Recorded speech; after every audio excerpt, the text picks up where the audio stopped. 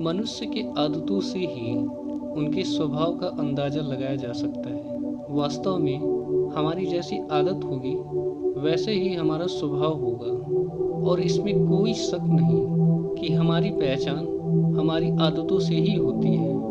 कुछ लोग बहुत खुशमिजाज होते हैं तो वहीं कुछ लोग हमेशा दुखी और उदास भी रहते हैं। पर मनुष्य होने के नाते हम समस्या के साथ ज़्यादा देर तक नहीं रह सकते। हमें हर समस्या का समाधान निकालना ही पड़ता है। ऐसे ही एक व्यक्ति ने अपनी समस्या का समाधान कैसे निकाला, आइए एक कहानी के माध्यम से समझते हैं। एक समय की बात है, एक गांव में एक महान साधु आए हुए थे। सभी लोग अपनी कठिनाइयाँ और परेशानियाँ लेकर उनके पास आते थे। वे सभी की समस्याओं का समाधान किया करते। पर एक दिन एक दुखी सा दिखने वाला व्यक्ति उन साधु के आश्रम में आया।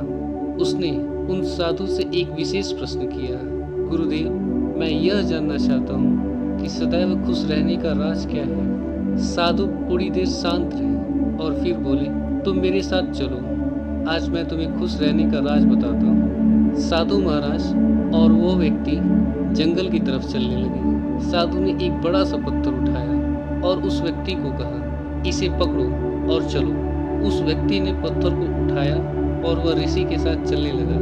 थोड़ी ही देर के बाद उस व्यक्ति के हाथ में दर्द होने लगा और साधु से बोला, महाराज, और कब तक इस पत्थर को लेकर चलना होगा। महाराज बोले, अभी चलते रहो। जब चलते हुए बहुत समय बीत गया और उस व्यक्ति से दर्द सहन नहीं हुआ तो उसने महाराज से बोला, अब दर्द सहन नहीं होता। साधु ने कहा, ठीक है, अब इस पत्थर को नीचे रख दो। पत्थर को नीचे रखने पर उस व्यक्ति को बड़ी राहत महसूस हुई। तभी साधु ने कहा, यही है खुश रहने का राज। उस व्यक्ति ने कहा, गुरुवर, मैं समझा नहीं। साधु ने कहा, इस पत्थर को 1 मिनट तक हाथ में रखने पर थोड़ा सा दर्द होता है और 1 घंटे तक हाथ में रखने पर थोड़ा ज़्यादा दर्द होता है, और अगर इसे ज़्यादा समय तक उठाया जाए तो दर्द और भी ज़्यादा बढ़ता जाता है।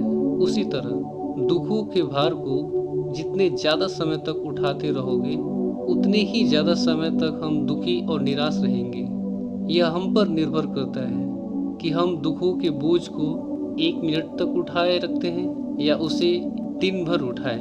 अगर तुम खुश रहना चाहते हो तो इस दुखी रूपी पत्थर को जल्दी से जल्दी नीचे रखना सीख लो, और हो सके तो उठाओ ही नहीं, अन्यथा ये दुख रूपी पत्थर तुम्हारे आने वाली खुशियों का भी विनाश कर देंगे।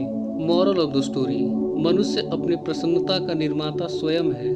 जीवन के प्रति जिस व्यक्ति में कम से कम शिकायतें हैं वही इस संसार में अधिक सुखी है। याद रखिए, हमेशा खुश रहने से आपका शरीर भी अच्छा रहता है और आत्मविश्वास भी खुलकर सबके सामने आता है, जिससे आप अपने विचारों को लोगों के सामने और अच्छे से रख पाते हैं। अगर ये कहानी आपको पसंद आई तो इस चैनल को लाइक, शेयर, सब्सक्राइब जरूर करें। धन्यवाद।